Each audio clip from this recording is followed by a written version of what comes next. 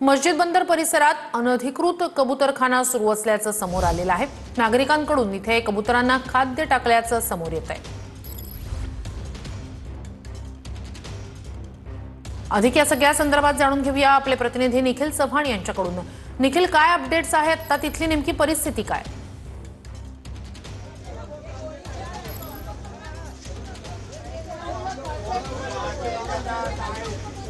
नक्कीच म्हणजे आपण पाहिलं तर कोर्टाच्या आदेशानंतर देखील मस्जिद बंदर रेल्वे स्थानक आहे त्याच्या बाजूलाच लागून ज्या झोपड्या आहेत त्या झोपड्यांवरती या ठिकाणी जे दाणे आहेत ते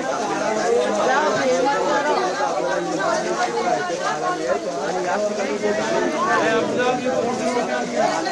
येते। आपण पाहिलं तर या ठिकाणी हा जो रस्ता आहे, हा ब्रिज आहे, तो मस्जिद बंदरचा आहे आणि जर डावीकडची ही दृश्य पाहिली तर या ठिकाणी सर्रासपणे जे प्रवासी आहेत ते या ठिकाणी येतात आणि या ठिकाणी दाणे आहेत ते टाकले जातात। त्यामुळे आजूबाजूला मोठ्या प्रमाणात कबुतरांची जी संख्या आहे ती आपल्याला पाहायला मिळते।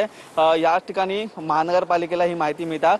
आता महानगरपालिकेचं पथक आहे ते या ठिकाणी पोहोचलेलं आहे आणि याच ठिकाणाहून जे दाणे विकतात त्यांच्यावरती देखील ही कारवाई आहे ती केली जाते। या संपूर्ण जिन्यावरती आहेत ते दाणे विकणारे आहेत ते बसायचे आणि त्यांना आता या ठिकाणी महानगरपालिकेकडून हटवण्यात आलेलं आहे। आपण पाहू शकतो संपूर्ण चर्चा आहे ती या ठिकाणी सुरू आहे आणि महानगरपालिकेचं पथक या ठिकाणी उपस्थित झालेलं असून ही जी कारवाई आहे ती त्यांच्या वतीने आहे ती करण्यात आलेली आहे। काही अधिकारी आहेत।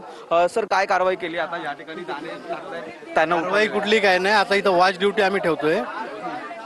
एक आमचे न्यूसेन्स डिटेक्टर असणार आणि 2 कामगार असणार। कोणी टाकणार त्यांना आम्ही सूचना देणार। खाणं बंद झालं की ते ऑटोमॅटिक निघून जातील। तुम्ही आलात तेव्हा या ठिकाणी काय आढळलं? तुम्ही एक बकेट देखील ते दाणे टाकल्याचं ते उचललेलं आहे। ते बकेट तुम्ही बघितलं ना, ते बकेट वगैरे होते ते आम्ही सगळं ताब्यामध्ये घेतलेलं आहे। आता कुठलंही म्हणजे असं जवळपास कुठं हे नाही। नक्कीच निखिल, नक्कीच।